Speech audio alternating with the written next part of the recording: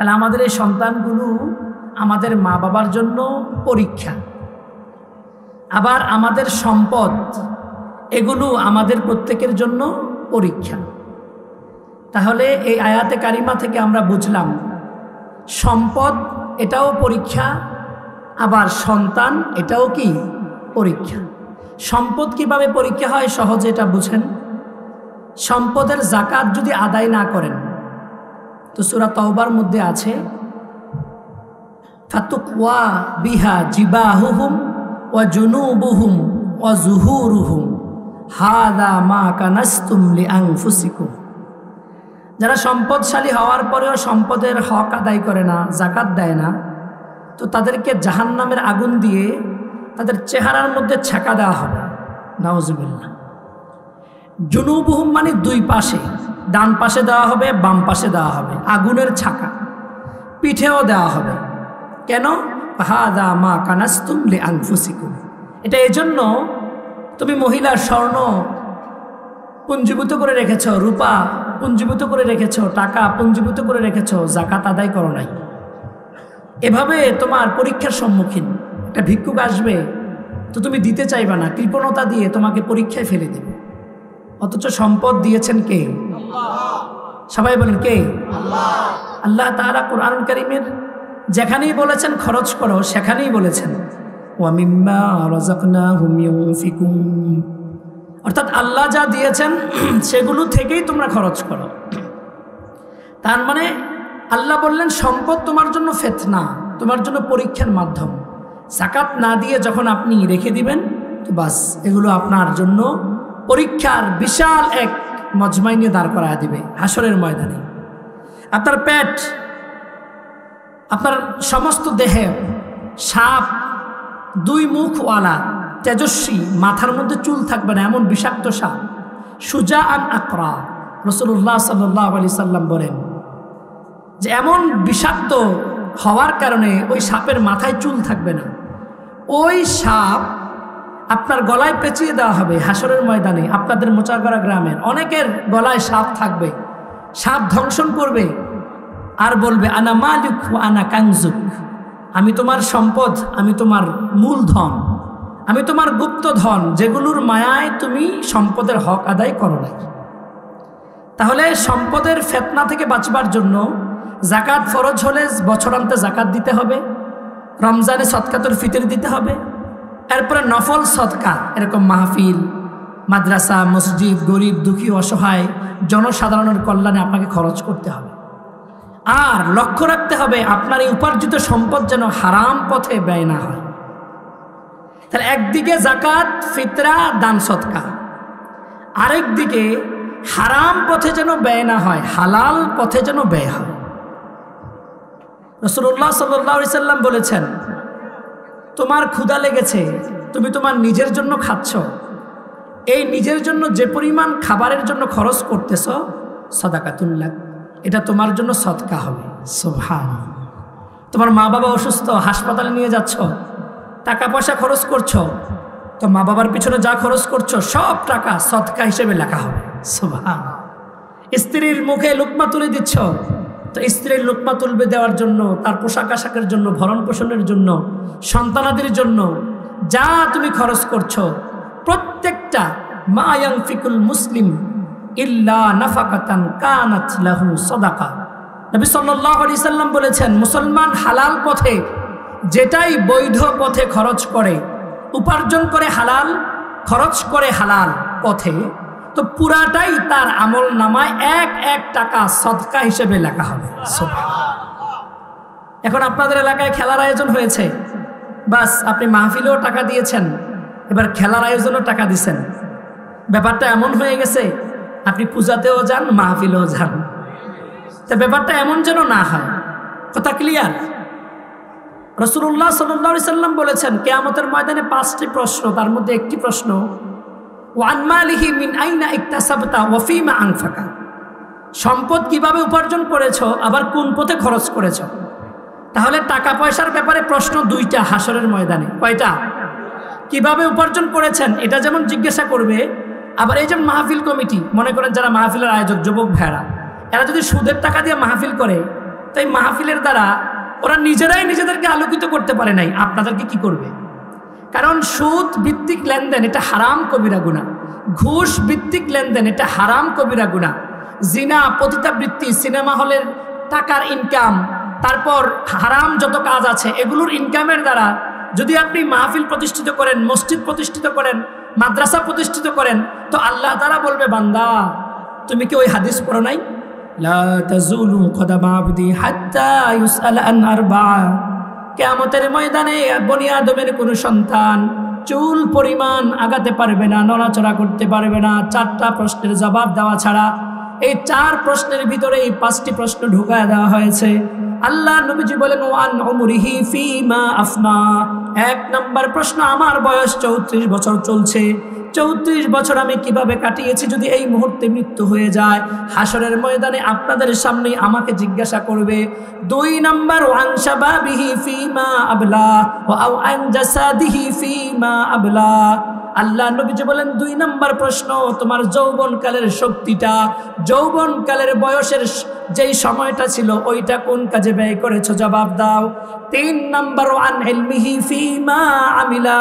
তোমার এলেম যেগুলো তুমি মাহফিলে জেনেছো, যেগুলো তুমি তোমার শিক্ষা প্রতিষ্ঠানে জেনেছো, যেগুলো তুমি মসজিদের ইমামের মাধ্যমে জেনেছো, যেগুলো তুমি তোমার মোবাইলের মাধ্যমে জেনেছো, ওই জানা অনুযায়ী কতটুকু আমল করেছো তুমি জবাব দাও। 4 নম্বর প্রশ্ন, আন মালিহি মিন আইনা ইকতাসাবতা। 4 নম্বর প্রশ্ন, তোমার সম্পদ কিভাবে উপার্জন করেছো এটা আগে বলো, তারপরে ফিমা আনফাকা, ওই টাকা উপার্জন করে আবার কোন পথে খরচ করেছো ওইটাও তোমাকে বলতে হবে। প্রশ্ন কয়টা? 4টা, 5টা, কয়টা? 5টা। 1 পুরা জিন্দেগি। আবার যৌবনকাল আলাদা, কারণ যৌবনকালের ইবাদত আল্লাহর কাছে গ্রহণযোগ্য। যৌবনকালেই সবচেয়ে বেশি গুনাহ করে, যৌবনকালেই সবচেয়ে বেশি নেকামল করতে পারে যদি সে চায়, আর যৌবনকালেই সবচেয়ে বেশি গুনাহ হয়।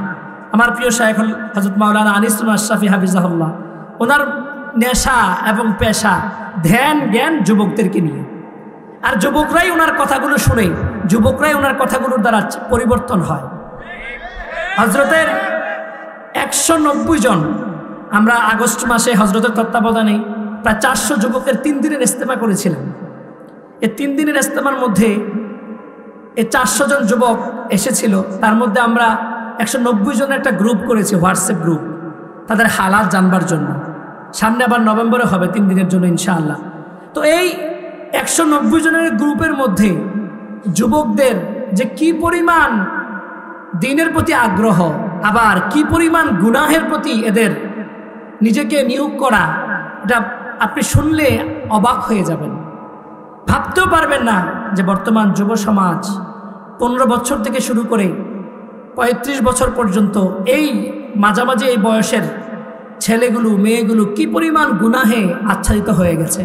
এক একজনের হিস্টোরি, এক একজনের জিন্দগির কথা শুনলে, এটা আমি মেনটেন করি, আমার সাথে আরও 2 জন আছে। তো প্রতিনিয়ত যুবকরা পুরো বাংলাদেশ থেকে এসেছে, প্রায় 34টা জেলা থেকে এই যুবকগুলো এসেছিল।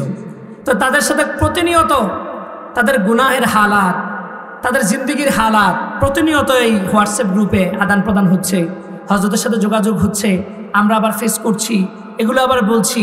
তো এই যে প্রতিনিয়ত এই যুবকগুলো যদি পরিবর্তন হয়ে যায়, তাহলে পুরো একটা সমাজ পরিবর্তন হতে বিন্দু পরিমাণ সময় লাগবে না। আর যুবকেরা যদি গুনাহের মধ্যে আচ্ছাদিত হয়ে যায়, তাহলে যুব সমাজ এতটাই নষ্ট হয়ে যাবে, সেখান থেকে রিকভার করবার মতো কোনো শক্তি থাকবে না।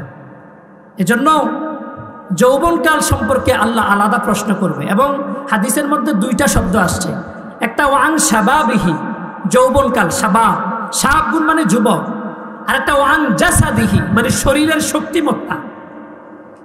এই 2 হাদিসে একই জিনিসকে বোঝাবার জন্য 2টা শব্দ ব্যবহার করছে। জাসাদ মানে শরীর, দেহ, আর শাবাব মানে হচ্ছে যুবক, যৌবনকাল। যৌবনকাল কাউন্ট হয়, গণনা হয় 15 থেকে 45 বছর, 40 বছর পর্যন্ত, এর মাঝের সময়টাকে যৌবনকাল বলে। এজন্য এই সময়টা সম্পর্কে জিজ্ঞাসা করবে। মাশাআল্লাহ, যে কয়জন আমরা এসেছি ম্যাক্সিমাম যুবক। যারা বৃদ্ধ হয়ে যায় এদের উপরে মৃত্যুর নিশানা জারি হয়ে যায়। আমাদের হায়াতের জিন্দিগির খোলাসা হলো 3টা। আমাদের পুরো জিন্দিগির খোলাসা কয়টা? তিনটা, সাবস্টেন্স তিনটা। এটা আল্লাহ নিজে বলেন, আল্লাহুল্লাযী খালাকাকুম মিন দুফিন সুম্মা জাআলা মিন বা'দি দুফিন কুওয়া সুম্মা জাআলা মিন বা'দি কুওয়াতিন দুফান ওয়া শাইবা। এ পৃথিবীর মানুষ, আল্লাহকে চেনো কিনা? আল্লাহ হলেন তিনি যিনি তোমাকে তোমার মায়ের পেট থেকে দুর্বল করে সৃষ্টি করেছেন, 1 নাম্বার। 2 নাম্বার, কিছুদিন পরে দুর্বলতার পরে তোমার গায়ে শক্তি হয়, তোমাকে যৌবনের মধ্যে আমার আল্লাহ পরিবর্তন করা দেয়। 3 নাম্বার, যৌবনকালের আবার নির্দিষ্ট একটা সময়ের পরে আবার ওই যৌবনকালের যুবকটা আস্তে আস্তে বৃদ্ধ হয়ে যায়। ঠিক কিনা বলেন? আল্লাহ নিচে বলেন 1 নাম্বার তোমার হালাত, তুমি ছিলা দুর্বল, দুর্বলের পরে আমি তোমারে বানাইলাম সবল, যুবক দিলাম, যুবক যৌবনকালের বয়স দিলাম।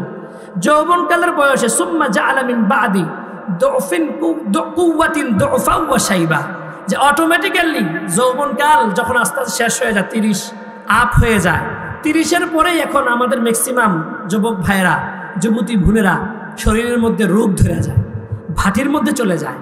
রব্বুল আলামিন এটা আমাদেরকে আগেই জানাই দিয়েছেন। তোমার জিন্দগির খোলাসা কিন্তু 2 দুর্বলের মাঝে কিছুটা সময়। সবাই বলেন, আমাদের জিন্দগির খোলাসা হলো 2 দুর্বলের মাঝে কিছুটা সময়। জন্মের পরে আমি দুর্বল না সবল? দুর্বল। এই যে চাচা আমার সামনে বসে আছে, এখন উনি সবল না দুর্বল? তাহলে মাঝের যে সময়টা, প্রথম উনি দুর্বল, শেষে উনি দুর্বল, মাঝখানের যে সময়টা, এটার নামই দুনিয়া।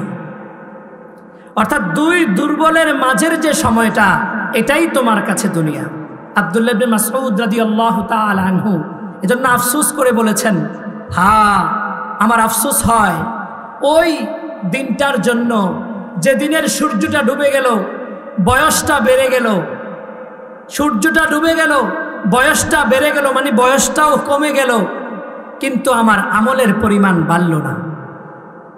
আব্দুল্লাহ ইবনে মাসউদ আক্ষেপ করছেন, আমরা আক্ষেপ করছি আমি ইউরোপ কান্ট্রিতে যেতে পারলাম না, আমি একটা বাড়ি করতে পারলাম না, দোকান করতে পারলাম না, আমি এরকম কিছু করতে পারলাম না, বিভিন্ন আফসোস আমি করি।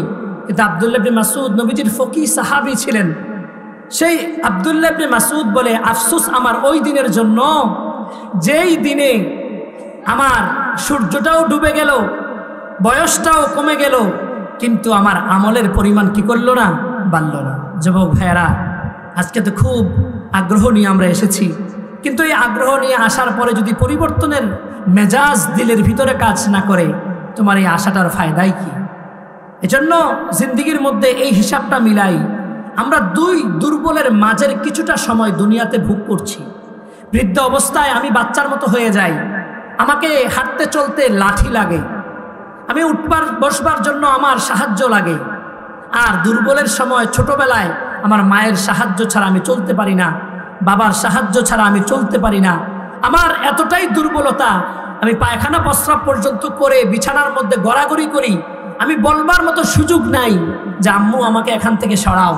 শুধু একটা আওয়াজ আল্লাহ দিয়েছেন, চিৎকার। এই চিৎকার নামক আওয়াজ যদি আল্লাহ দুর্বল অবস্থায় আপনাকে আমাকে না দিতেন, অনেক বাচ্চা প্রস্রাব পায়খানায় অটোমেটিক্যালি পড়ে থাকতো, মা আর বাবা টেরও পেত না। ঠিক কিনা বলেন? এতটা দুর্বল থেকে রব বলেন, সুম্মা জাআলা মিন বাদি দুফিন কুওয়া। তুমি এতটাই দুর্বল ছিলা, তোমার হাত ছিল, তোমার পা ছিল, তোমার চোখ ছিল, তোমার জবান ছিল। এখন আমরা এখানে যারা যতটুকু অঙ্গ প্রত্যঙ্গ নিয়ে আছি, ঠিক জন্মের পরে সবগুলোই ছিল, কিন্তু পার্থক্য হলো তখন ওই পা দিয়ে দৌড়াইতে পারতাম না, তখন ওই পা দিয়ে হাত দিয়ে ধরতে পারতাম না, তখন ওই জিহ্বা দিয়ে আমি কিছু বলতে পারতাম না, তখন ওই চোখ দিয়ে দেখতাম, ফেল করে তাকিয়ে থাকতাম, অনুভূতি প্রকাশ করতে পারতাম না। রব বলেন, যুবক আর যুবতী, তোমাকে যখন আমি 13 আর 14 বছরের যুবক আর যুবতীতে রূপান্তরিত করলাম, ঠিক এই 2, 3, 4 বছরের ভিতরে তুমি মোবাইলের গুনাহ এ পরিমাণ করছো, জিনা আর ব্যভিচার অশ্লীল ভিডিও এ পরিমাণ দেখছো, যেই হাত দুর্বল ছিল, যেই আঙ্গুল দুর্বল ছিল, যেই পা দুর্বল ছিল, ওই দুর্বল হাত আর পায়ের ভিতরে আমি আল্লাহ শক্তি দিয়েছি, অথচ মালিকের শক্তি দেওয়াকে ভুলে গিয়ে তুমি মোবাইলের নাফরমানিতে লিপ্ত। রব বলছেন, তুমি তো দুর্বল ছিলা, তোমাকে তো শক্তি আমি দিয়েছি বান্দা, তুমি তো এই শক্তি কারো কাছ থেকে নাও নাই। তোমাকে যদি আমি প্রতিবন্ধী বানাতাম, কত প্রতিবন্ধী বাচ্চা আছে এই যে আমাদের জুয়েল ভাই মাহফিলের খুব বেশি মেহনত করছেন, হজরতের কাছে যে কি পরিমাণ গেছেন, বেচারার এই কষ্টের কারণে হজরত অনেক বেশি মানে অর্থাৎ তার প্রতি দয়া স্নেহ পরবশ হয়ে এই ডেটটা দিয়েছেন, তাও খালি নাই, তারপরেও দিয়েছেন। তাহলে উনি চোখে দেখে না, অন্ধ মানুষ, আরেকজনের সাহায্য নিয়ে চলতে হয়। হাসরের ময়দানে যদি আপনাদেরকে তোমরা যারা দেখছো, তা আমি তোমাকে চোখ দিলাম এজন্যই তো দেখছো, জুয়েলকে দিলাম না সেজন্য সে দেখে নাই, তো তোমাকে যে আমি চোখ দিলাম এই চোখের শুকরিয়া তুমি কেমনে আদায় করছো? তখন আপনারা যুবকরা এই জুয়েল ভাইয়ের সামনে বিবেকের প্রশ্নের কাছে হেরে যাবেন। কেন? কারণ আপনাকে চোখ দিয়েছে, আপনি চোখ দিয়ে কি দেখবেন এটা আল্লাহ বলে দিয়েছেন। আপনাকে চোখ দিয়েছে, এই চোখ আপনি কোন কাজে ব্যবহার করবেন রাসূল বলে দিয়েছেন। আল্লাহ রাব্বুল আলামিন কুরআন কারীমে বলেন ওয়ায়ালামু খাইনাতাল আয়ুন, তিনি জানেন তোমার চোখ কোন দিকে তাকাচ্ছে। এখানে বসে আছি আমরা, বাকি আমাদের চোখ কোন দিকে তাকাচ্ছে এটার খবর এই চোখের খেয়ানত যে করছে। সিএনজিতে বসে আছেন, আপনার পাশে একটা মেয়ে বসা, আপনি আপনার এই পাশের যাত্রী মেয়েটার দিকে কিভাবে তাকাচ্ছেন আপনার সাথের যাত্রীও জানে না, কিন্তু রব জানে। কে জানে? আপনার কলেজে, আপনার হাই স্কুলে, আপনার ইউনিভার্সিটিতে, আপনার রাস্তায়, লোকালয়ে, জনসমাবেশে, আপনি বাড়িতে, আপনি আশপাশে যেখানেই যাচ্ছেন থাকছেন, সব জায়গায় রব্বুল আলামিন বলেন বান্দা ওয়ায়ালামু খাইনাতাল আয়ুন, তোমার এই চোখের খেয়ানত কোন দিকে তাকাচ্ছে কেউ টের না পেলেও আমি আল্লাহ টের পাই, আমি আল্লাহ দেখি তুমি কার দিকে কিভাবে, কোন অ্যাঙ্গেলে কিভাবে তাকাচ্ছ, আমি আল্লাহ ফেরেশতার মাধ্যমে কিরামান কাতিবিন ইয়ালামুনা মা তাফআলুন এগুলো লিখে রাখছি। তাহলে আমরা দুর্বল ছিলাম, এই দুর্বলতার পরে শক্তি দিয়েছেন কে? আবার অটোমেটিক্যালি দেখবেন 30-40 বছর পরে শরীর আর কুলায় না, কোমর আর ধরে না, দাঁড়ায় আর বেশিক্ষণ থাকা যায় না। আপনি যদি প্রশ্ন করেন আপনার দাদাকে, এলাকার মোচাগাড়ার সবচেয়ে বয়োজ্যেষ্ঠ বৃদ্ধ মানুষটাকে, যে আপনি কি খাবারের অভাবে এরকম হয়ে গেছেন, সে বলবে না আমি খাবারের অভাবে হই নাই, এটাই সিস্টেম, এটাই নিয়ম। সম্মানিত হাজিরিন, আজ আমি যুবক ভাইদেরকে বলছি, আজ আমি আর আপনি খেলার মধ্যে গিয়ে ঘন্টার পর ঘন্টা মশার কামড় খেয়ে খোলা আকাশের নিচে দাঁড়িয়ে নামাজকে শেষ করে দিয়ে খোলা আকাশের নিচে দাঁড়িয়ে দাঁড়িয়ে খেলা দেখছি আমি 90 মিনিট 1 ঘন্টা, টেলিভিশনের সামনে মোবাইলে ধরে ধরে গাছতলায় বাসতলায় সব কিছু তো করে, অথচ এতটুকু আগ্রহ নিয়ে আমি আল্লাহর সামনে 2 রাকাত ফজরের ফরজ নামাজ পড়বার জন্য এতটুকু সময় নিয়ে দাঁড়াবার সুযোগ মনে হয় যেন আমার যুবক ভাইদের কাছে নাই। ঠিক কিনা বলেন? হালত তো এমনই হয়েছে, একটা ওভার বল করতে যেই সময়টা লাগে একটা বোলারের, এর চাইতেও কম সময় লাগে 2 রাকাত নামাজ সঠিকভাবে পড়তে। অথচ আজকে আমরা একটা খেলোয়াড়ের খেলার 1 ওভার দেখবার জন্য যে পরিমাণ আগ্রহ নিয়ে চোখ, দিমাগ সব কিছু একসাথ করে পুরোপুরি মনোযোগ দিয়ে যেভাবে আমি তাকায়া থাকি, একটাবারও ভাবলাম না আমি যে নামাজে দাঁড়ালাম, যে নামাজের মধ্যে আমি ছটফট করছি কখন বের হব। শায়েখ আরব সাহেব তো এভাবেই বলেন যে যুবক আর যুবতী, বাবা আর ভাই, তুমি যে 2 রাকাত নামাজ পড়তে দাঁড়িয়েছ মনে হয় যেন তুমি এতটাই ব্যস্ত, অথচ একটা বার ভাবলা না কার সামনে দাঁড়িয়ে কাকে ব্যস্ততা দেখাচ্ছ। কথাটা এটা খেয়াল রাখবেন, স্বর্ণাক্ষরে হেডলাইনের মতো লিখে রাখবেন যে আল্লাহ তাআলা যেন আমাকে আর আপনাকে বলছেন। ওই আরব শায়েখ তার অভিব্যক্তি প্রকাশ করেছেন, হ্যাঁ যুবক আর যুবতী, বাবা আর ভাই, মা আর বোন, নামাজে যখন দাঁড়াই মনে হয় যেন পৃথিবীর সবচাইতে ব্যস্ত আমি, অথচ একটাবারও ভাবলাম না কার সামনে দাঁড়িয়ে কাকে ব্যস্ততা দেখাচ্ছি। যে আল্লাহ আমার চোখ দিল, যে আল্লাহ আমার হাত দিল, যে আল্লাহ আমার জীবনটা দিল, যে আল্লাহ আমার পায়ে চলার শক্তি দিল, যে আল্লাহ আমাকে দাঁড়াবার শক্তি দিল, যে আল্লাহ আমাকে বসবার শক্তি দিল, যে আল্লাহ আমাকে চোখ দিয়ে হাজারো জিনিস দেখবার শক্তি দিল, সেই আল্লাহর সামনে দাঁড়িয়ে আমি আল্লাহকে ব্যস্ততা দেখাচ্ছি। ঠিক কিনা বলেন? আমাদের নামাজের অবস্থা এমন কিনা? মুরগির ঠোকরের মতো হয়ে যাচ্ছে আমাদের নামাজ।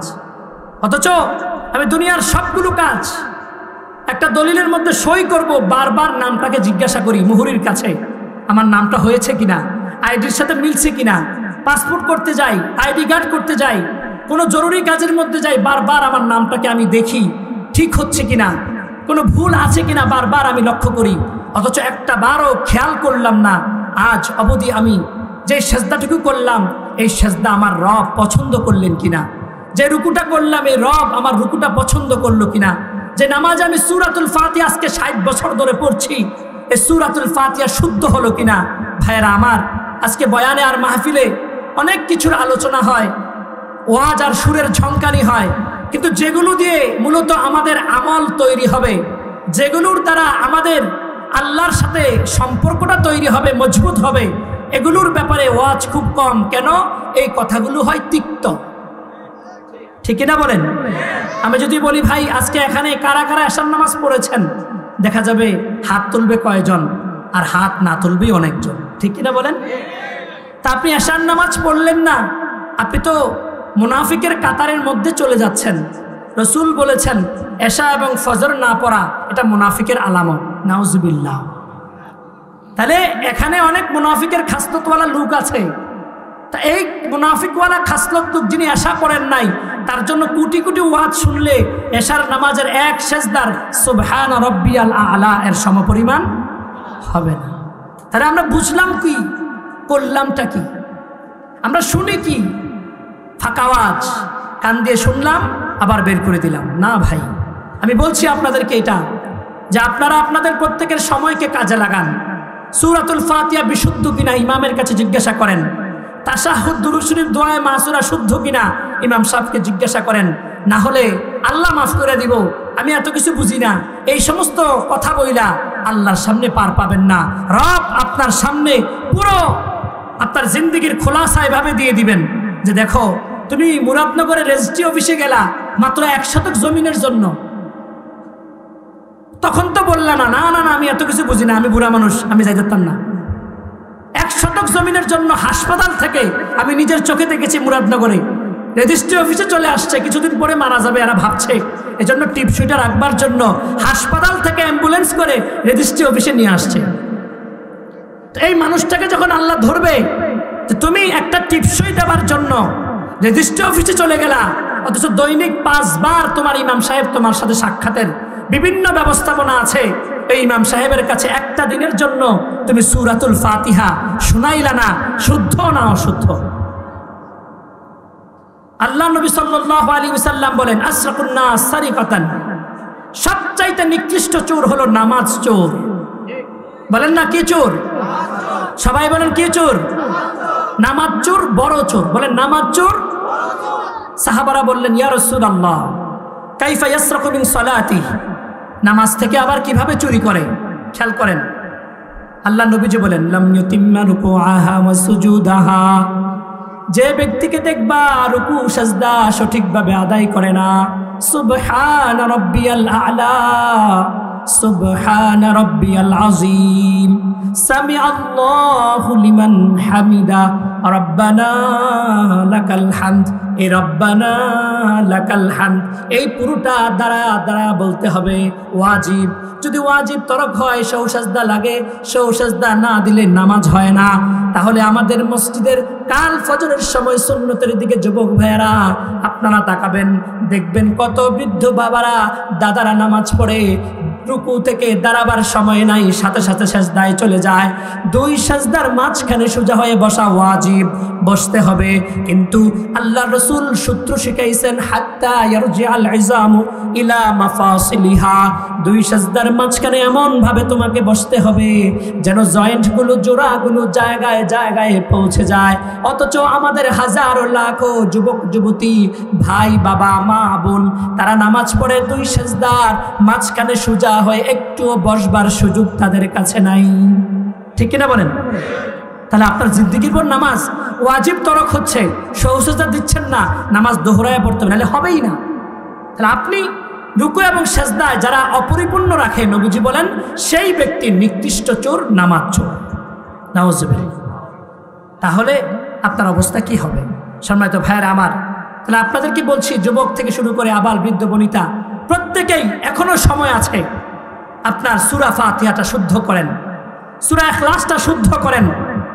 আল্লাহর কসম, আপনারা হাসরের ময়দানে এই মেরুদণ্ড আর বাঁকা হবে না। আল্লাহর কোরআনে বলেছেন ওয়ায়ুদআউনা ইলাস সুজুদ ওয়া হুম লা ইস্তাতিউন। রব বলেন দুনিয়াতে নামাজ পড়েছ, তুমি মনে করেছ এ নামাজ হয়ে গেল, না। রব বলেন হাসরের ময়দানে ডাকা হবে ওয়ায়ুদআউনা ইলাস সুজুদ। আসো মোচা করার সমস্ত মুসল্লি নামাজি বান্দা এবং বান্দিরা, দুনিয়াতে নামাজ পড়েছো, আজ আমার সামনে একটা সেজদা করে দেখাও।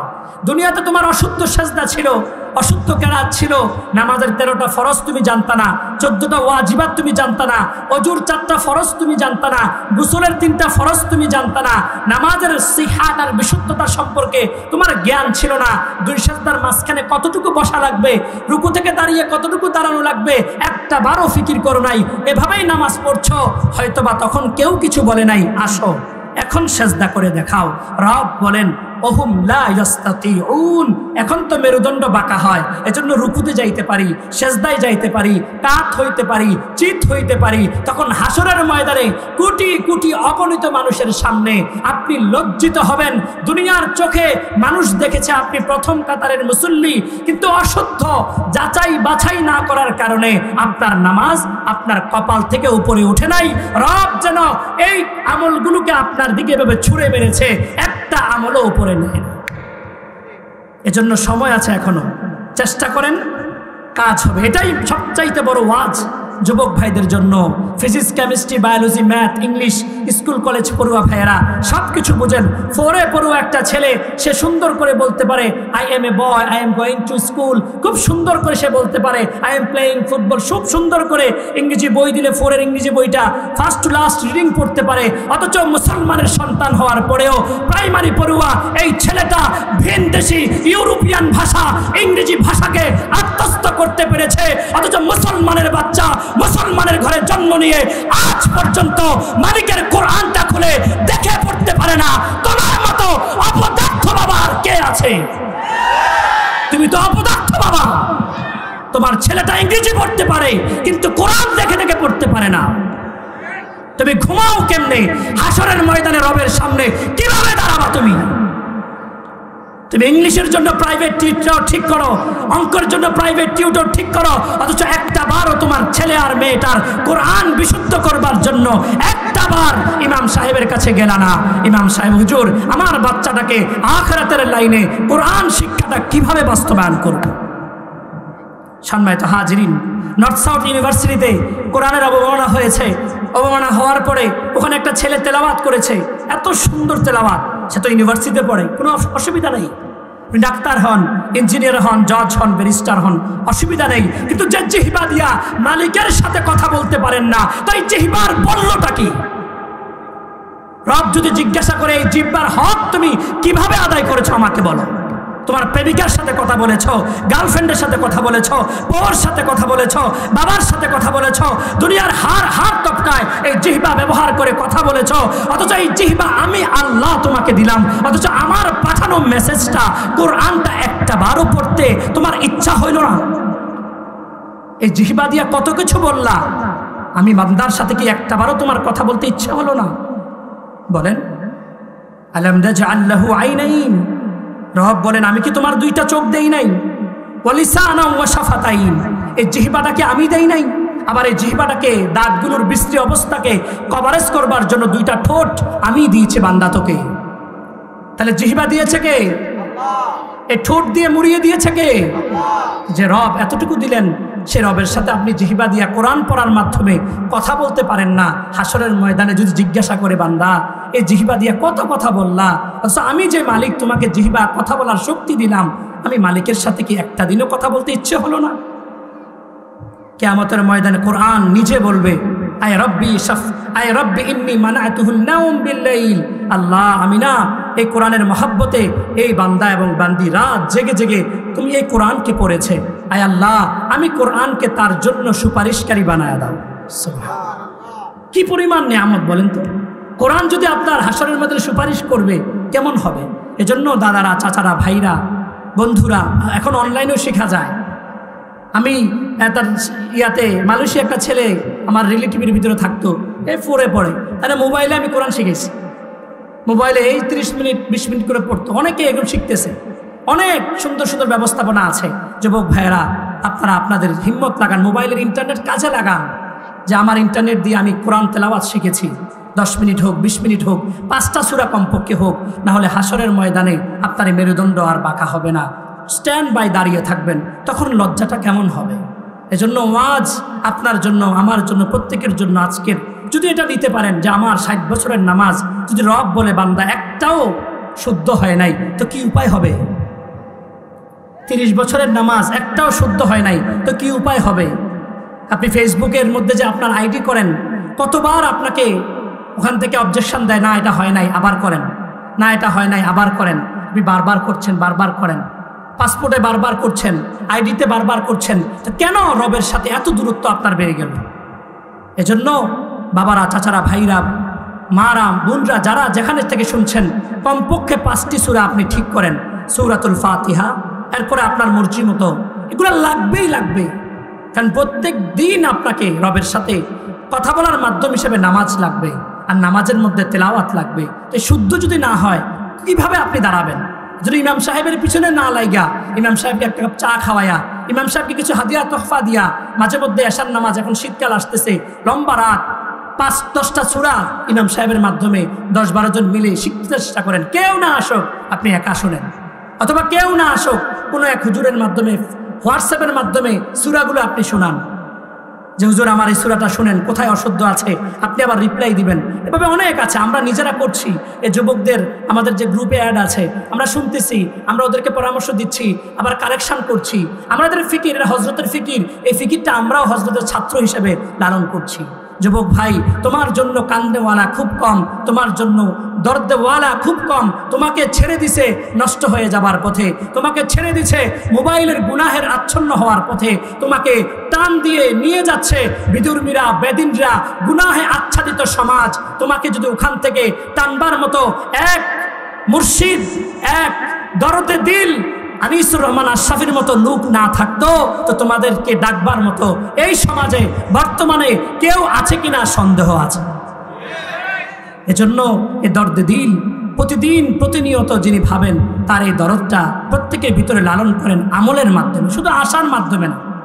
আল্লাহ তাআলা আমাদের মাঝে কোয়ান্টিটি দেখবে না, কোয়ালিটি দেখবে।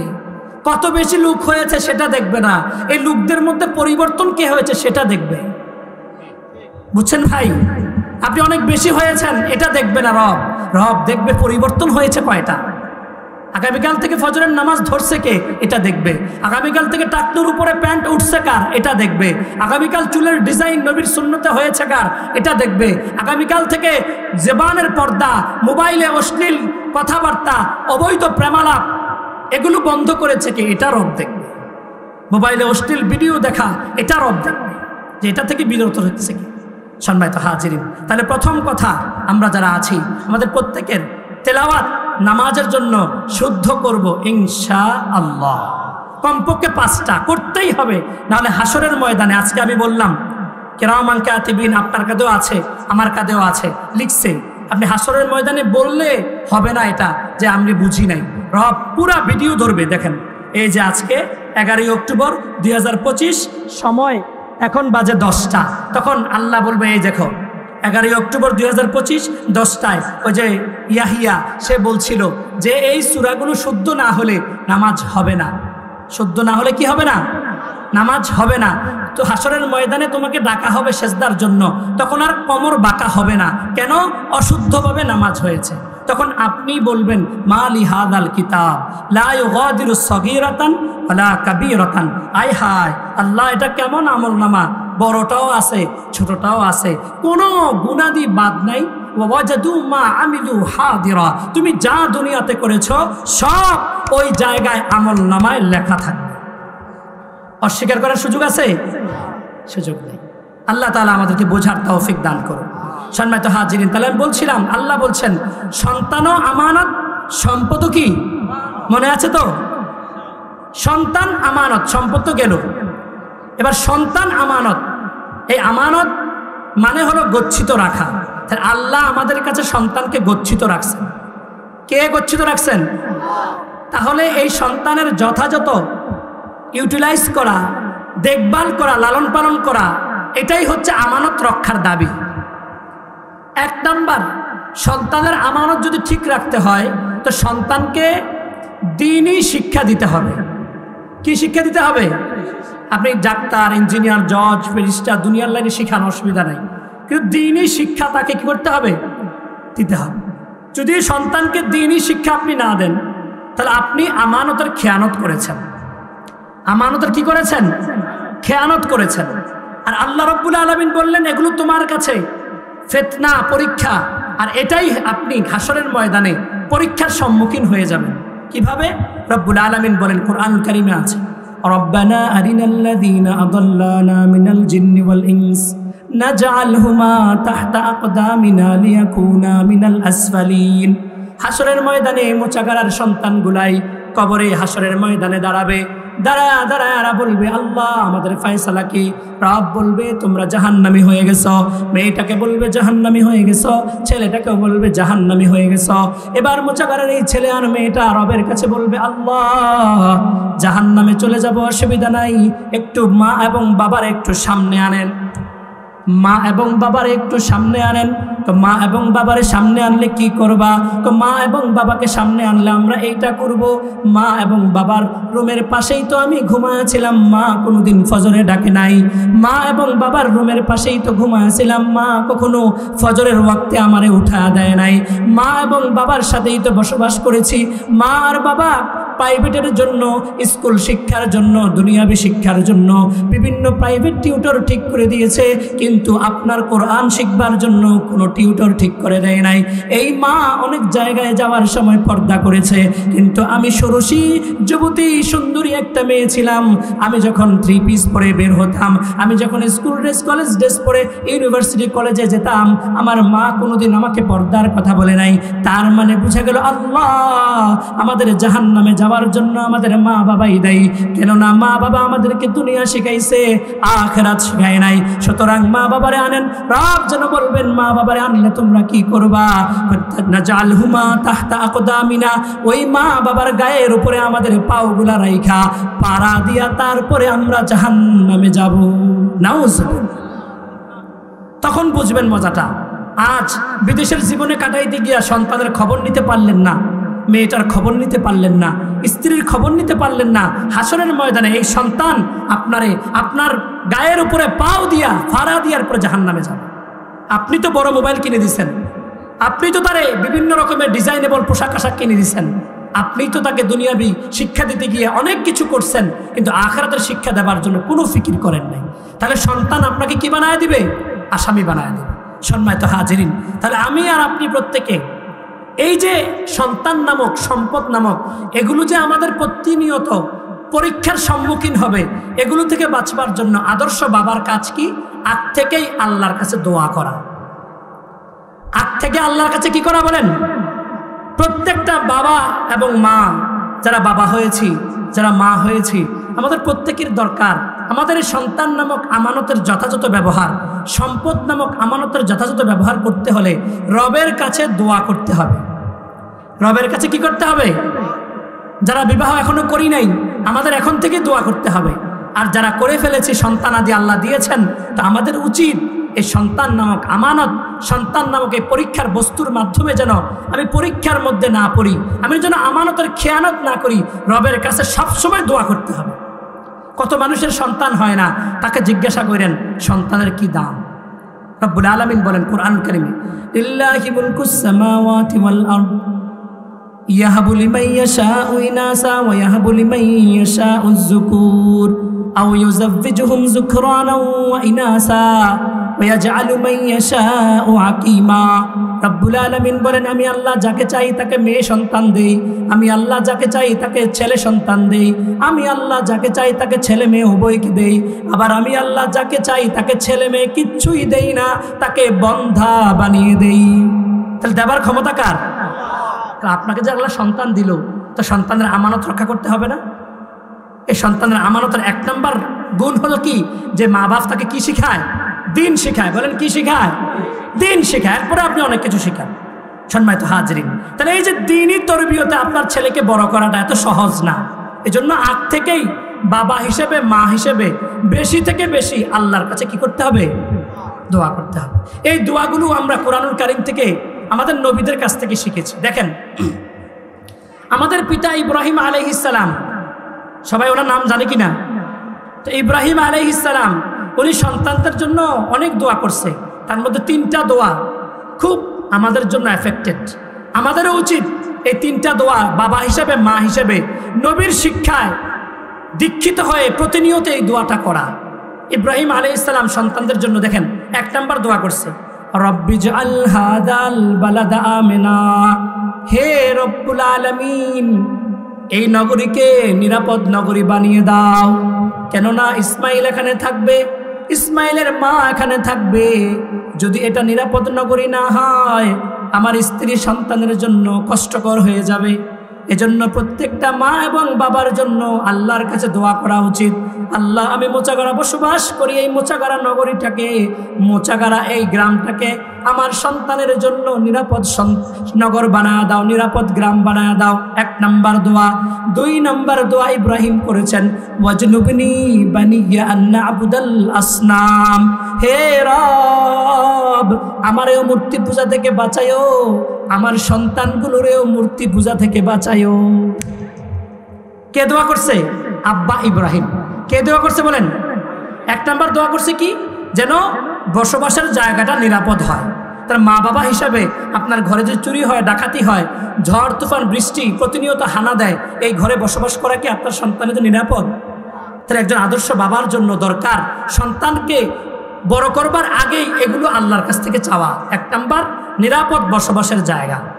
2 নম্বর সন্তান যেন কখনোই ঈমান থেকে খারিজ হয়ে না যায়, ঈমান থেকে বাহিরে চলে না যায়।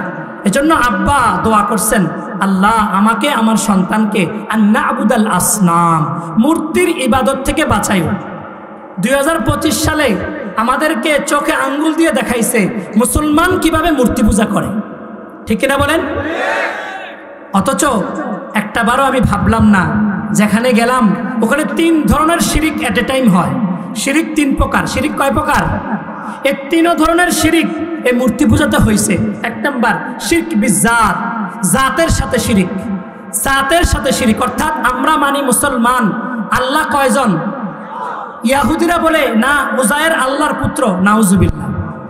খ্রিস্টানরা বলে না ঈসা আল্লাহর পুত্র, আমরা বলি না ঈসা আল্লাহর নবী। আমরা বলি আল্লাহ একজন, কুল হুয়াল্লাহু আহাদ, তিনি একক, আল্লাহুস সামাদ, তিনি কারো মুখাপেক্ষী না। আমরা যেমন কথা বলার জন্য মাইকের মুখাপেক্ষী, আমরা যেমন ঠান্ডার জন্য ফ্যানের মুখাপেক্ষী, এসির মুখাপেক্ষী, গরমের জন্য চুলার মুখাপেক্ষী, যাতায়াতের জন্য গাড়ির মুখাপেক্ষী, রব কি এমন? আল্লাহ আল্লাহুস সামাদ, আল্লাহ বলেন আমি অমুখাপেক্ষী। লাম ইয়ালিদ ওয়া লাম ইউলাদ, তিনি জন্ম দেনও নাই, জন্ম নেনও নাই। ওয়া লাম ইয়াকুল লাহু কুফুয়ান আহাদ। এবার প্রশ্ন ওদের কাছে, বিধর্মীদের কাছে, আল্লাহ একক, আল্লাহ অমুখাপেক্ষী, আল্লাহ জন্ম দেনও না, আল্লাহ জন্ম নেনও না, এই 4 কোয়ালিটির একজন তোমরা দুনিয়ায় দেখাও। আসেনি এরকম? বলেন না এরকম কেউ আছে? তাহলে ওয়ালাম ইয়াকুল্লাহু কুফুয়ান আহাদ, আল্লাহর সমকক্ষ কেউ নাই। তো আল্লাহ, আমি মুসলমান, আমি মনে করি আল্লাহ কয়জন? কিন্তু আমাদের হিন্দু ভাই বোনেরা এদের কত দেবতা আছে? হিসাব আছে? হিসাব নাই। তাহলে ওখানে আশিরক বিজাত হচ্ছে, তো বুঝলেন কিনা? 2 নম্বর আশিরক ফিস সিফাত, 2 নম্বর শিরক যেটা দ্বারা মুশরিক হয়ে যায়, যেটা আল্লাহ ছাড়া কেউ মাফ করবে না, সেই মুশরিক। এই শিরকের 2 নম্বর প্রকার হলো শিরক ফিস সিফাত, গুণাবলীর সাথে। বলেন তো বৃষ্টি দেবার ক্ষমতা কার? রোদ দেবার ক্ষমতা কার? সন্তান দেবার ক্ষমতা কার? মৃত্যু দেবার ক্ষমতা কার? কিন্তু দেখবেন হিন্দু ভাই এবং বোনেরা তাদের ধর্মমত অনুযায়ী এরা বিদ্যা চায় এক পূজার কাছে, এরপরে ধন চায় আরেক পূজার কাছে, ওদের ব্যবসার উন্নতি চায় আরেক পূজার কাছে, এক একটা জিনিস এক এক দেবতার কাছে চায়, ঠিক কিনা বলেন? আর আমরা মুসলমান মনে করি দেনেওয়ালা কয়জন? একজনই দিতে পারেন, তিনার নাম আল্লাহ। তিনার নাম কি? তাহলে ওই মূর্তি পূজায় শিরক ফিস সিফাত করে। 3 নম্বর শিরক, শিরক ফিল ইবাদা, ইবাদতের মধ্যে শিরক। আমরা এই সেজদা কিবলার দিকে আল্লাহর কুদরতি পায়ে সেজদা করি, ঠিক কিনা বলেন? কিন্তু মূর্তির পায়ে বিধর্মীরা, হিন্দুরা তাদের ধর্মমত অনুযায়ী মূর্তির পায়ে সেজদা করে, করে কিনা? তাহলে তারা তাদের ইবাদতের মধ্যে মূর্তিকে নিয়ে আসে, আর আমরা মুসলিম মনে করি ইবাদত পাওয়ার যোগ্য একমাত্র কে? তাহলে এট এ টাইম তিনটা শিরক যেখানে হয়, শিরক বিজাত, শিরক ফিস সিফাত, শিরক ফিল ইবাদা, তিনটাই হিন্দু ভাই আর বোনদের তাদের ধর্মীয় আচার অনুষ্ঠান ওই পূজাতে হয়। ওই পূজার মধ্যে কোনো মুসলমান যেতে পারে না, ওই পূজার মধ্যে কোনো মুসলিম শুভেচ্ছা জানাতে পারে না, ওই পূজার মধ্যে কোনো মুসলিম পাহারাদারি করতে পারে না, ওই পূজার মধ্যে কোনো মুসলিম নিজস্ব তহবিল থেকে অর্থায়ন করতে পারে না, ওই পূজার খাবার কোনো মুসলমান খেতে পারে না। মুসলমান যেখানে রবের সাথে সবচাইতে বড় গাদ্দারি হয়, রবের সাথে সবচাইতে বড় গুনার ব্যবস্থাপনা করা হয়, যেই জায়গাটা হারাম কবিরা গুনাহ শিরকের মতো, ইন্না শিরকা লা যুলমুন আযীম, যে পাপকে রব আযীম বলেছেন, ওই পাপের মধ্যে তুমি আর আমি গিয়ে যখন শুভেচ্ছা জানাই, তুমি আর আমি গিয়ে যখন অভিবাদন জানাই, তুমি আর আমি গিয়ে যখন রোজার পূজা একাকার করে ফেলি, কৃষ্ণ আর বিষ্ণুর মধ্যে মুসা আর ঈসার নামের সাথে পার্থক্য করি, ইবাদত আর উপাসনার মধ্যে পার্থক্য করে ফেলি, তুমি আর আমি ওখানে গিয়ে যখন পূজা আর ইবাদতের মধ্যে পার্থক্য করতে পারি না, আমি আর তুমি যখন একাকার হয়ে যাই, তোমার ঈমানও থাকে না।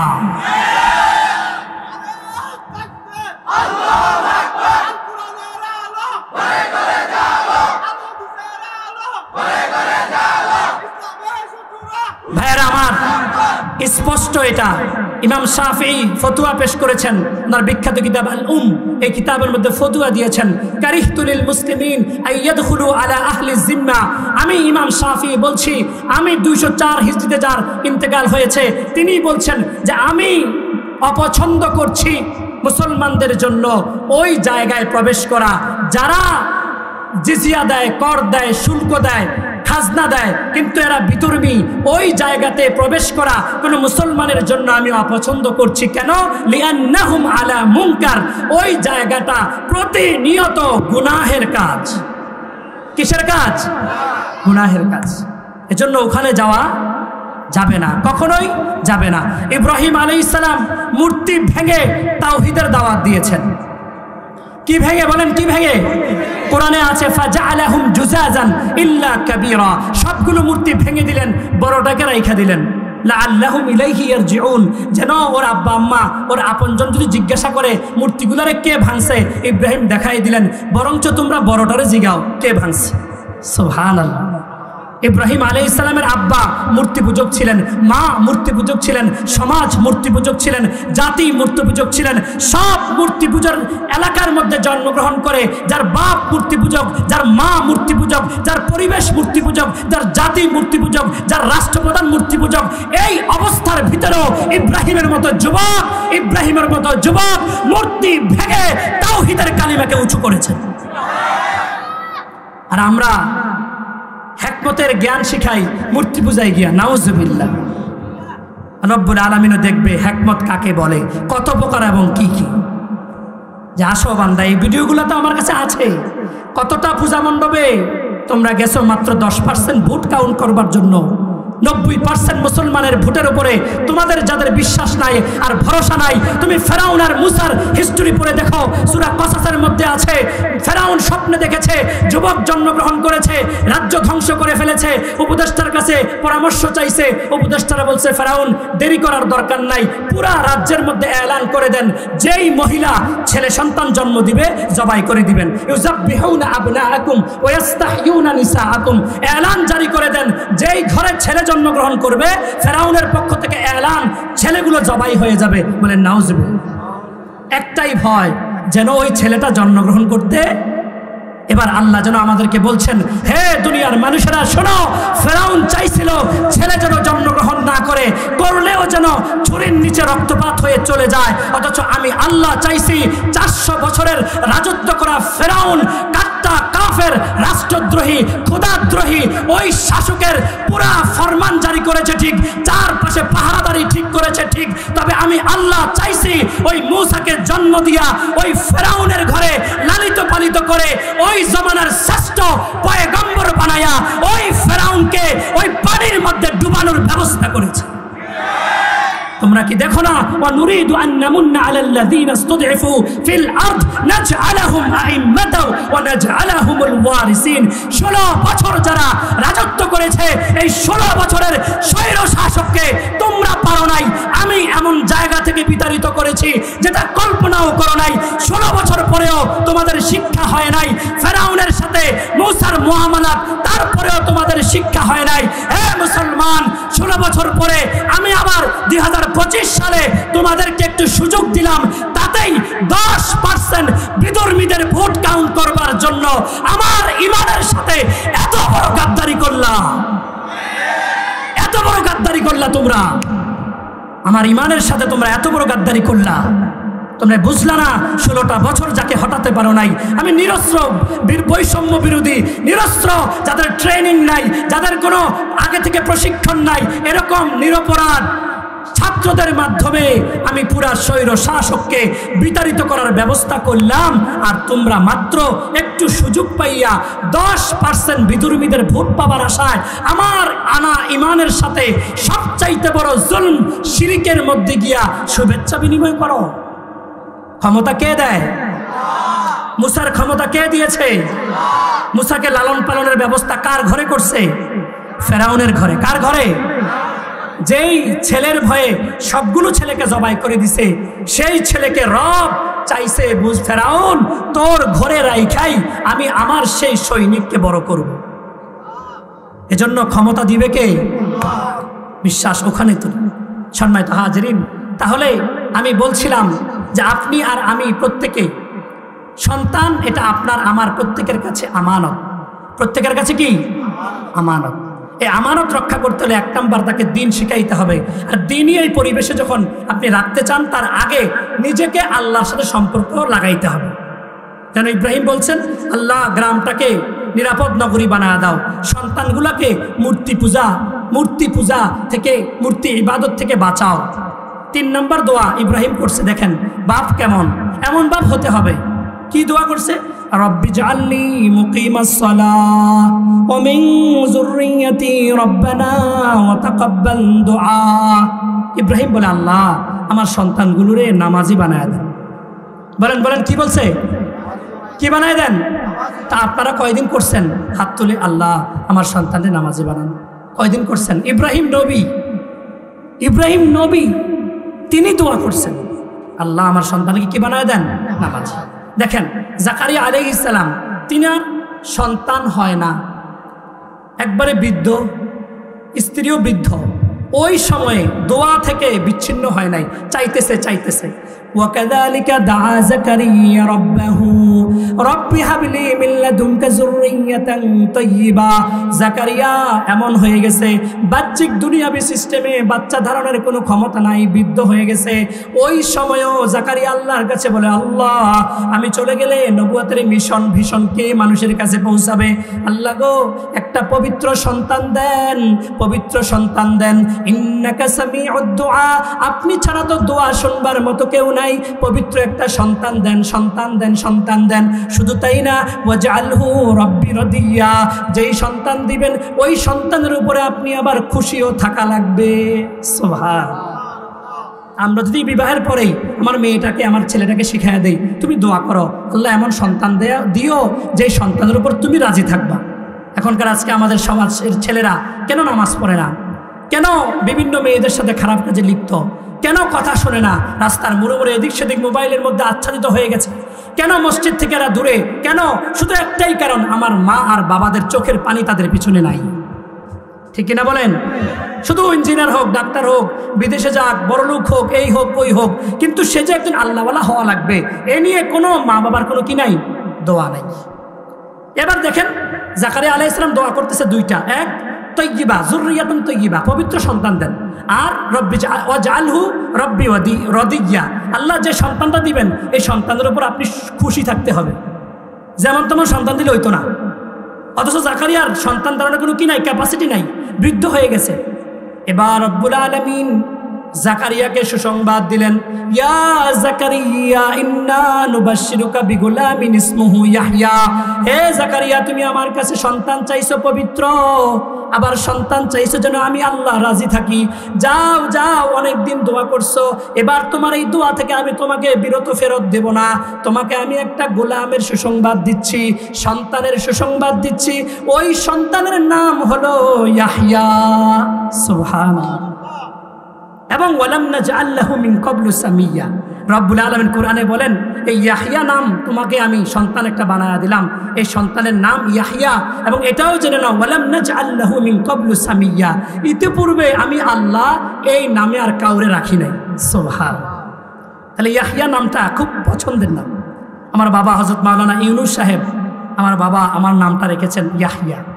আমাদের সব ভাইদের নামই নবীদের নামে রাখছেন, তা আমার নাম ইয়াহইয়া। তো জাকারিয়া আলাইহিস সালামকে আল্লাহ তাআলা বললেন যে জাকারিয়া নাও, তোমাকে একটা গোলাম দিলাম, সন্তান দিলাম, এই নামটাও আমি দিয়ে দিলাম, নাম হচ্ছে কি ইয়াহইয়া। তাহলে জাকারিয়া দোয়া করছেন কার কাছে? কি সন্তানের জন্য?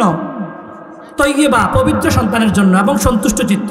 আজকে যদি আপনি দোয়াটা কবুল করাইতে পারতেন, তা আপনার ছেলেটা ফজরের নামাজে মসজিদে থাকতো, আপনার মেয়েটা পর্দা করে বের হইতো।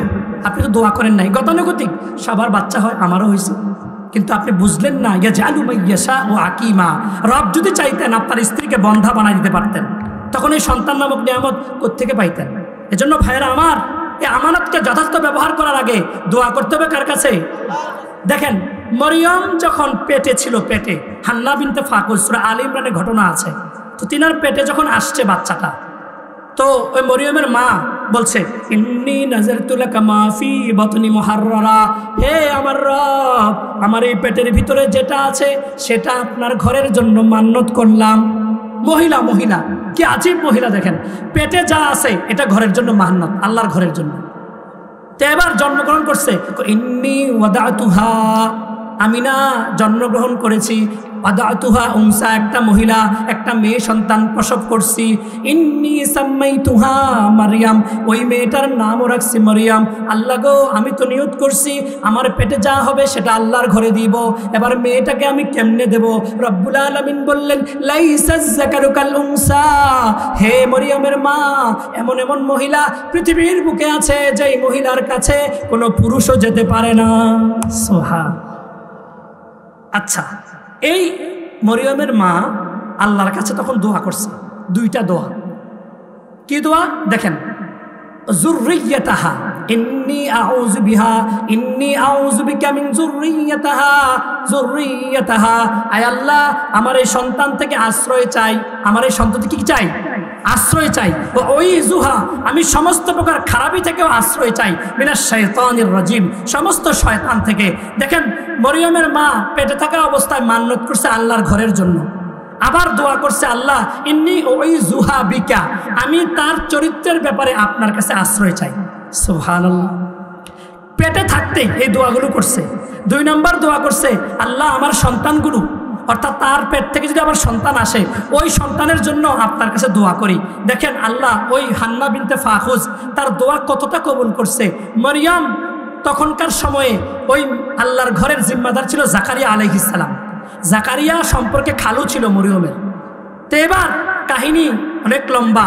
ওখানে জাকারিয়ার কাছে দায়িত্ববার আসছে, জাকারিয়া মসজিদের হুজরাখানায় দিয়ে চলে যেত রাতের বেলায়, বা মাঝে মধ্যে আসতো।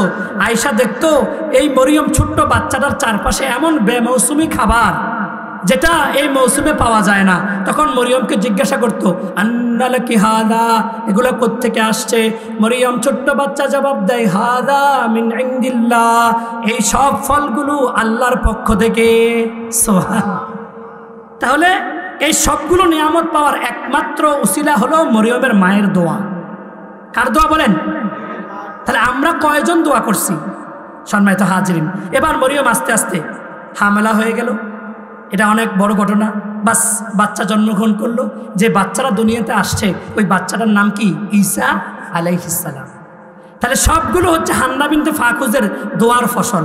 এজন্য আমরা যারা বাবা আছি, নতুন বিয়ে করেছি বা বিয়ে করব, আমাদের প্রত্যেকের উচিত হবে মা এবং বাবা, স্বামী এবং স্ত্রী মিলে আল্লাহর কাছে দোয়া করা। 1 নম্বর, ইব্রাহিম আলাইহিস সালাম 3টা দোয়া করছেন।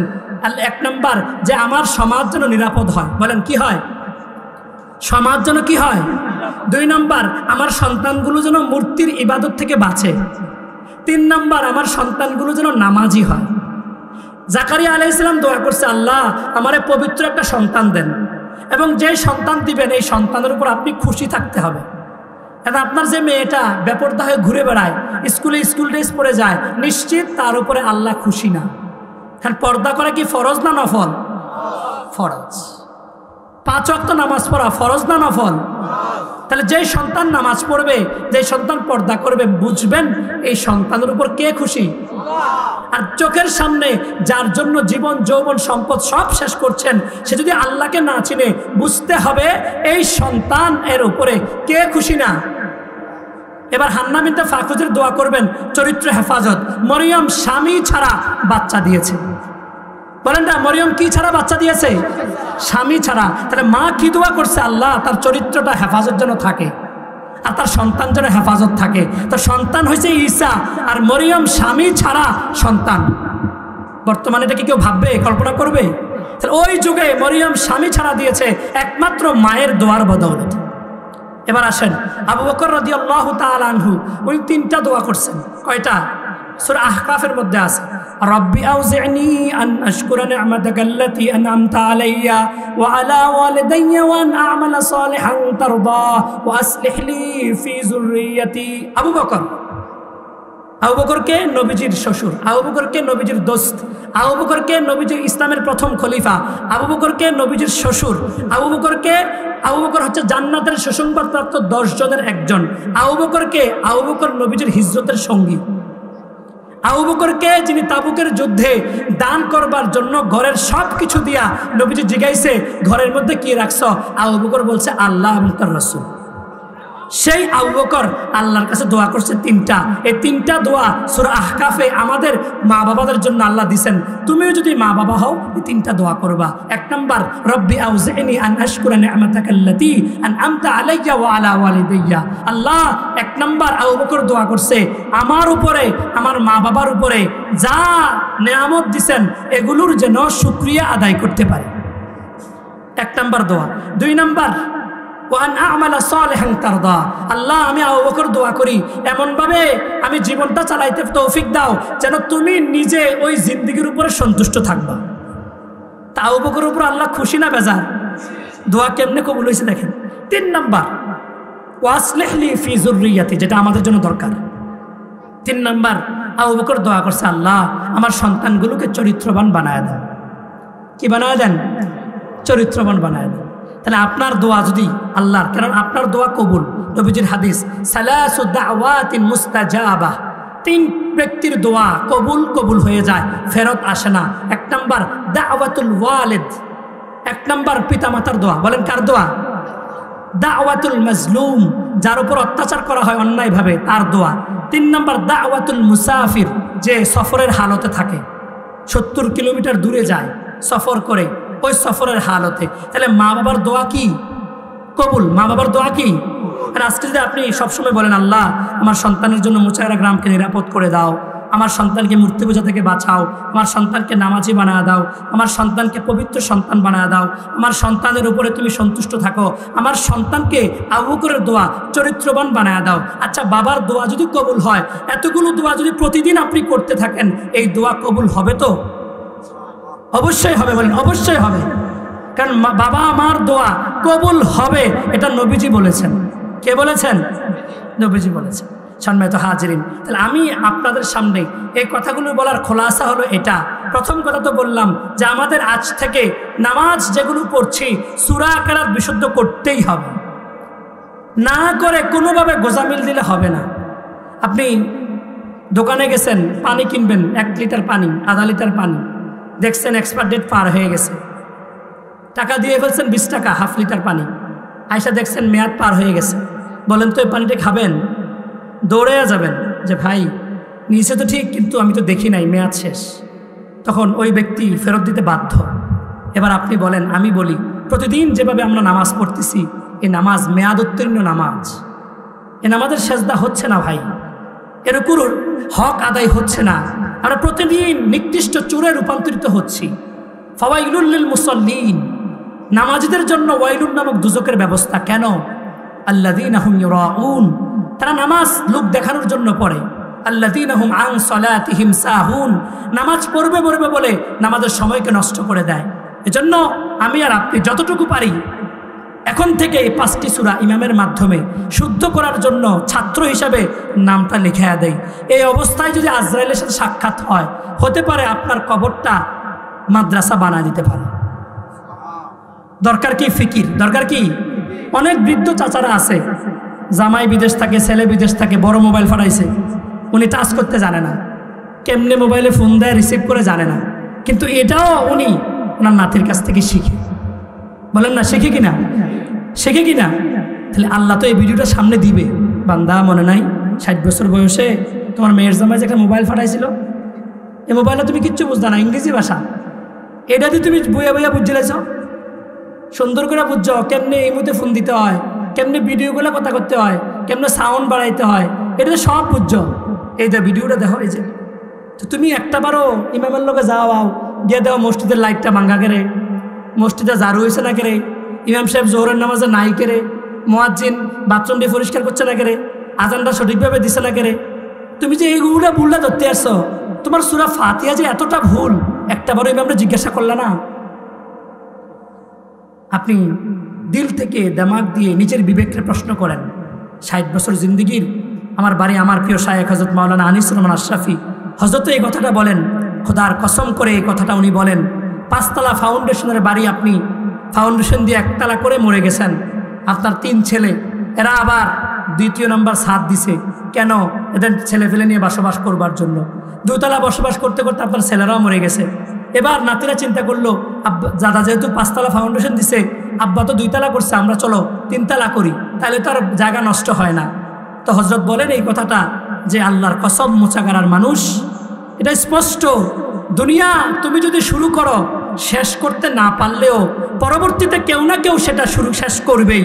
কিন্তু আল্লাহর কসম, আজকে যদি কাফনের কাপড়ের ভিতরে হাত ঢুকে যায়, পা ঢুকে যায়, পুরো দেহটা সাদা কাফনের কাপড়ে মুড়িয়ে হয়ে যায়, ওই কবরে যদি তোমাকে শোয়া দিয়ে আসে, ওই কবর নামক ঘরটা তৈরি করবার জন্য তোমার মেয়ে যাবে না, ছেলে যাবে না, নাতিপতি কেউ যাবে না, তোমার কবরে তোমাকেই জবাবদিহি করতে হবে। তাহলে আমি আর আপনি দুনিয়ার জন্য এখনো যে গরুর দিগলাটা আমি ছাড়ি না, এখনো বালতিটা লইয়া মুসাগারা বাজারে সকালে দুধ দিয়ে যাই, 2 টিয়া ফেরে গেলে দুধ বিক্রি করি না। রব্বুল আলামিন ভিডিও দেখাবে, তুমি 2 টাকার হিসাব কড়াই ঘন্টায় নিছ, আর আমি তোমার প্রতিদিন মিনিটে 60 থেকে 70 বার অক্সিজেন নামক এটা বিনা পয়সায় দিছি। এজেন্ট শ্বাস টানতেছেন, অক্সিজেন নিচ্ছেন 60 থেকে 70 বার, মেবি কম বেশি হতে পারে। তার প্রতিদিন যদি 1 মিনিটে এতবার হয়, 24 ঘন্টায় কি পরিমাণ অক্সিজেন আমরা গ্রহণ করছি। তো রব্বুল আলামিন যদি বলে, তাহলে এত পরিমাণ অক্সিজেন গ্রহণ করলা, অথচ আমার সেজদাটা যে করলা সুবহান রাব্বিয়াল আ'লা, হইল কিনা একটাবারও বুঝলা না? সুবহান রাব্বিয়াল আযীম, এটা হইল কিনা একটাবারও ইমামরা জিজ্ঞাসা করলা না? আত-তাহিয়াতু লিল্লাহি ওয়াস সালাওয়াত, এটা হইল কিনা একটাবারও বুঝলা না? দোয়ায়ে কুনুতে প্রতিদিন আমার সামনে দাঁড়াইয়া তুমি কও অনাথরুকু মাইয়াফজুরুকা, এটার অর্থ কি? আল্লাহ আপনার সামনে বিতের নামাজে দাঁড়ায়া ওয়াদা করতেছি, যারা পাপ করে তার লগে আমার কোনো সম্পর্ক নাই, আমি ছেড়ে দিলাম তাকে। অনাথরুকু মাইয়াফজুরুকা, অথচ এশার নামাজটা ফইরা আইয়া মসজিদের সামনে যে দোকানে আপনি চা খাইতে আসেন, সবগুলো বেনামাজি, ঠিক কিনা বলেন? সবগুলো বেনামাজি। তাহলে আপনি বিতর নামাজে বললেন কি, এখন করলেন নাকি? সম্মানিত হাজিরিন, তাহলে আমি আর আপনি প্রত্যেকে হিসাব মিলাই।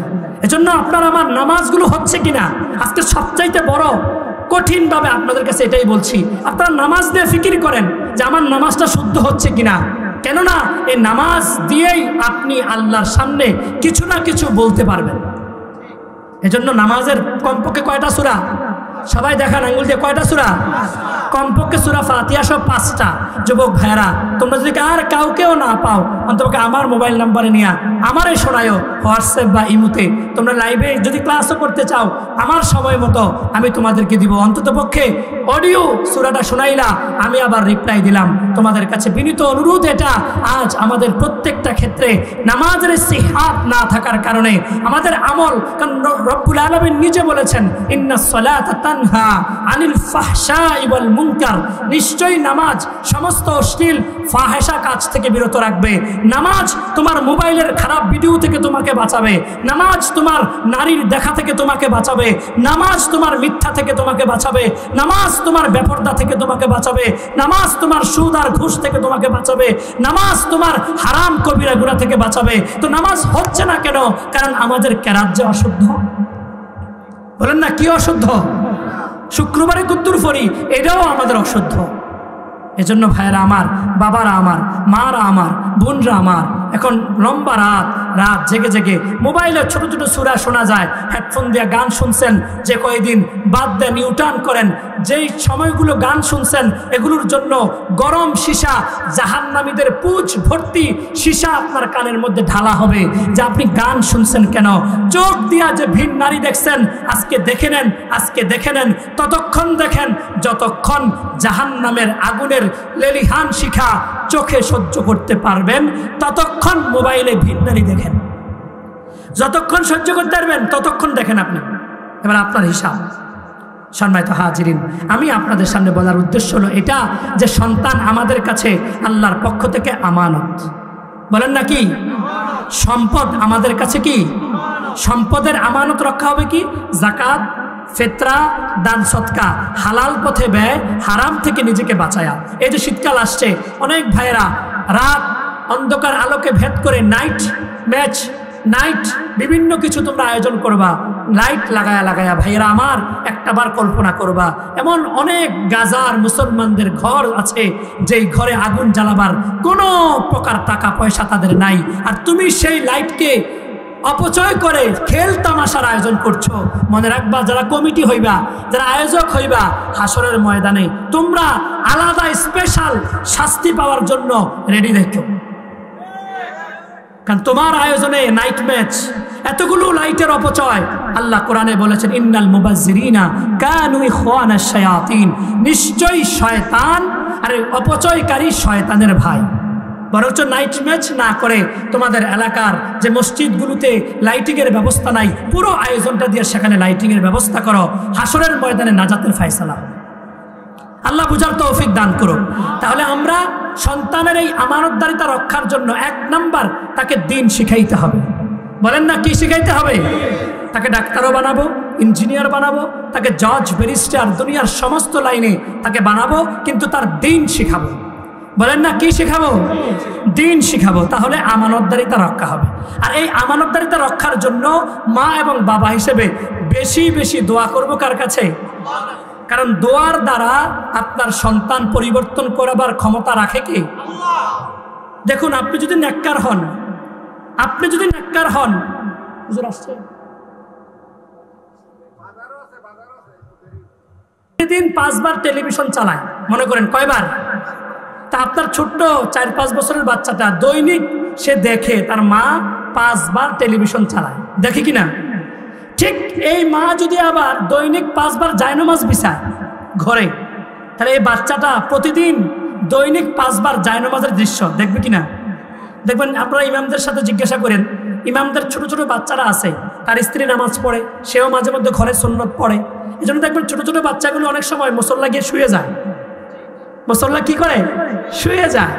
আমার একটা বাচ্চা বয়স হলো আপনার 20 মাস, আবু হুরায়রা নাম। তো তাকে যদি বলি, বাবা বলো তাসবিহ পড়ো, তা আঙ্গুল গনে এরকম কিছু বলবে না, তাসবিহ আমরা দেখছে এরকম বলে, নামাজ পড়ো, জায়নামাজে শুয়ে যায়। তাহলে আপনার ঘরে আপনার স্ত্রী মোবাইল খুলে যতক্ষণ, আপনার বাচ্চাটা দেখে ততক্ষণ, এটা আপনার বাচ্চার উপর প্রভাব ফেলে। ঠিক এই মা যদি 5 বার জায়নামাজ বিছায়া 5 বার জায়নামাজে নামাজ পড়ে কোরআনটা পড়তো, তাসবিহটা পড়তো, তো 5 বার এই বাচ্চাটা দেখতো। বলেন না দেখতো কিনা? আপনার চোখের সামনে আপনি ধূমপান করছেন, অনেক অথর্ব বাবা আছে, ছেলে দিয়া সিগারেট কিনে আনে দোকান থেকে, আসেন কিনা এরকম? অথর্ব অপদার্থ। আমার প্রিয় শায়েখ হযরত মাওলানা আনিসুর রহমান আশরাফি হযরত বলেন, যিনি ধূমপান করেন, সিগারেট খান, উনি যেন আল্লাহকে বলছেন, আল্লাহ আগুনটা দুনিয়াতে আমার খুব প্রিয় ছিল, আগুনটা আমার খুব কি ছিল, এখন কবরে যেহেতু আসছি, এই আগুনটাই আমারে দিয়ে দেন। নাউজুবিল্লাহ। এটা হযরতের একটা ব্যাখ্যা আর কি। আগুনের মধ্যে 3টা জিনিস আছে, হযরতই বলেন। আমার প্রিয় শায়েখ হযরত মাওলানা আনিসুর রহমান আশরাফি বলেন, এই ধূমপানের মধ্যে তিনটা আছে, আগুন, ধোঁয়া, দুর্গন্ধ। বলেন কি আছে? আগুন, ধোঁয়া। ঠিক কবরের মধ্যে জাহান্নামের শাস্তি হিসেবে ধোঁয়া আছে, দুর্গন্ধ আছে, আগুন আছে। তাহলে যারা সিগারেট পান করছেন উনি ওনার স্ত্রীর উপর জুলুম করছেন, উনি ওনার সন্তানের উপর জুলুম করছেন, উনি ওনার সিএনজির মধ্যে যখন পান করেন সিএনজির বাকি যাত্রীদের উপর জুলুম করছেন, যে দোকানে বসে পান করছেন বাকি দোকানদার কর্মচারীদের উপর পান করছেন, জুলুম করছেন, যে মজলিসে পান করছেন আপনি বাকি সবার উপরে জুলুম করছেন। রসুল বলেন 3 বার কসম খাইছেন, ওই ব্যক্তি পরিপূর্ণ ইমানদার না, ওই ব্যক্তি পরিপূর্ণ ইমানদার না, ওই ব্যক্তি পরিপূর্ণ ইমানদার না। সাহাবারা বললেন কিলা মান ইয়া রাসূলুল্লাহ, কে সে? আল্লাহর নবীজি বলেন লা ইয়ামানু জারহু হাত্তা বাওয়াইকাহু, যে প্রতিবেশী তার প্রতিবেশীকে কষ্ট দেওয়া থেকে বিরত রাখতে পারল না সে পরিপূর্ণ ইমানদার হতে। তা আপনি যে সিগারেট পান করছেন, রাতের বেলায় ঘরে যখন যাচ্ছেন আপনার স্ত্রী অবলা নারী, সে কিছুই বলতে পারছে না, তার দুর্গন্ধ সহ্যের বাহিরে চলে যাচ্ছে, আপনি জুলুম করছেন, নীরবভাবে হাসরের ময়দানে জালেমের কাতারে দাঁড়াবেন শুধু সিগারেটের ধোঁয়ার দুর্গন্ধের জুলুমের কারণে। আপনার সন্তানকে আদর করছেন, চুমু খাচ্ছেন, এ সন্তান বেগুনাগার মাসুম ফেরেশতার মতো, তাকে আপনি কষ্ট দিচ্ছেন। যেখানে নবীজি বলেন মান আকালা মিন হাযিহি শাজারাতিল মুনতিনা, দুর্গন্ধযুক্ত কাঁচা পেঁয়াজ রসুন খাওয়ার পরে মসজিদের ধারে কাছে যায়ও না। তো পেঁয়াজ আর রসুনের চাইতে সিগারেটের গন্ধটা বালা না খারাপ? ওইটা ফিরে আপনি কেমনে টান দিয়া বাস নামাজ, আল্লাহু আকবার, প্রতিবেশী সেজদা দিতে পারেন আপনি সুবহানাল্লাহ, আর ওই পাশের লোক দুর্গন্ধে তার দম বন্ধ হয়ে যায়। আপনি কতটা কষ্ট দিচ্ছেন কল্পনা করেন, ভাবেন। ভাইরা আমার, যুবকেরা, যে যুবকের সাথে সিগারেট পান করে ওই যুবকের সাথে সম্পর্ক ছিন্ন করো, না হলে ওই যুবক তোমাকে সিগারেট থেকে মদ পান পর্যন্ত নিয়ে যাবে। ওই যুবকটা তোমাকে নেশার যত মাধ্যম আছে সব মাধ্যমে তোমার মস্তিষ্ককে বিকৃত করে দেবে। এজন্য সৎসঙ্গে স্বর্গবাস, অসৎসঙ্গে সর্বনাশ। তাস খেলা কেউ একা একা শিখে না, জুয়া খেলা কেউ একা একা শিখে না, ধূমপান করা কেউ একা একা শিখে না, সিনেমা দেখা কেউ একা একা যায় না, নারীদের সাথে ইফতিজিং করা কেউ একা একা করে না। পৃথিবীর যত গুনাহ আছে সবগুলো গুনাহ সমষ্টিগত অসভ্য বন্ধুদের কারণে হয়। এজন্য অসভ্য বন্ধুদের থেকে আপনার দূরত্ব বাড়ান। আমি হাদিসের একটি বাণী পড়েছিলাম যে মা বাবার আসর কিভাবে পড়ে। নবীজি বলেন কুল্লু মাউলুদিন ইউলাদু আলাল ফিতরাহ, মোচাগাড়ার আশপাশের যত গ্রাম আছে সারা পৃথিবীতে সমস্ত মানুষ যখন জন্মগ্রহণ করে ইসলামের উপরে জন্মগ্রহণ করে। বলেন কার উপরে? সহজ এক্সাম্পল, মোচাগাড়ার একটা বাচ্চা জন্মগ্রহণ করছে, তাকে আপনি 10 বছর আমেরিকা রাখেন, 10 বছর পরে সে ইংরেজিতে কথা বলবে। সৌদি আরবে রেখে আসেন, 10 বছর পরে এই বাচ্চাটা আরবিতে কথা বলবে। সৌদি আরবের একটা বাচ্চাকে বাংলাদেশে রেখে যান, 10 বছর পরে সে বাংলায় কথা বলবে। ঠিক কিনা বলেন? তাহলে এই প্রভাবটা পরিবেশের। বলেন এই প্রভাবটা কিসের? মা বাবার, পরিবেশের। তো আল্লাহ রসুল বলেন প্রত্যেকটা সন্তান জন্মগ্রহণ করে ইসলামের ফিতরতের উপরে। তাহলে রসুল বলেন ফাআবাওয়াহু ইউহাফিদানিহি, মা বাবাই তাকে ইহুদি বানায়, আও ইউনাসসিরানিহি, মা বাবাই তাকে খ্রিস্টান বানায়, আও ইউমাজ্জিসানিহি, মা বাবাই তাকে অগ্নি উপাসক বানায়। হে মুসলমানেরা, আজ পৃথিবীব্যাপী এই হাদিসের ব্যাখ্যা যদি তুমি তোমার নিজ থেকে বুঝতে চাও, একটুখানি কল্পনা করো, মোচাগাড়া গ্রামের যত ছেলেরা নামাজ পড়ে না, খোঁজ খবর নিয়ে দেখো তার বাবাও নামাজ পড়ে না। তাহলে কি বোঝা গেল? রসুল এখানে হাদিসে বললেন মা বাবাই ইহুদি বানায়, মা বাবাই খ্রিস্টান বানায়, মা বাবাই অগ্নি উপাসক বানায়। এবার হাদিসটাকে আমরা মুসলমানদের ঘরে নিয়ে আসি, মা বাবাই তাকে ফজরের বেনমাজি বানায়, মা বাবাই তাকে বেরোজগারি বানায়, মা বাবাই তাকে বেপর্দা জিন্দগির মধ্যে অভ্যস্ত করে। মা তার দেবরের সাথে পর্দা করে না, মেয়েটাও শিখে মা যেহেতু পর্দা করে না, পর্দার প্রয়োজন নাই, আমি মেয়েও পর্দা করার দরকার নাই। ছেলেটা দেখে বাবা সুদে টাকা লাগায়, ঘোষ খায়, এজন্য ছেলেটাও সুদে টাকা লাগায়, ঘোষ খায়। আল্লাহ আমাদেরকে বোঝার তৌফিক দান করুন।